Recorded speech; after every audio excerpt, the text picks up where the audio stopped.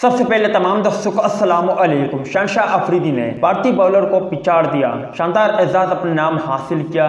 آج کی زیر نظر ویڈیو میں آپ بھائیوں کو اسی بارے میں بتائیں گے، مگر مزید تفصیلات کی طرف بڑھنے سے پہلے اس ویڈیو کو لائک کریں اور کمنٹ سیکشن میں آپ بھائی اس اپڈیٹ کے متعلق اپنی رائے کا اظہار ضرور کریں۔ قومی ٹیم کے فاسٹ بالر اور پی ایس ایل میں لاہور قلندر کی نمائندگی کرنے والے شاہین آفریدی T20 میں وکٹوں کی سینچری مکمل کرنے والے کم عمر ترین بالر کا اعزاز حاصل کر کے بھارتی فاسٹ بالر بھمرا کو پیچھے چھوڑ دیا۔ اس سے قبل بھمرا وکٹوں کی سینچری کرنے والے کم عمر بالر تھے۔ 19 برس کی عمر میں T20 ڈیبیو کرنے والے بھمرا نے اس طرز کی کرکٹ میں 100 وکٹیں 23 برس اور 57 دن کی عمر میں مکمل کر لی تھی۔ شاہین آفریدی نے یہ سنگ میل ملتان سلطان کے خلاف میچ میں 20 برس اور 324 دن کی عمر میں عبور کیا۔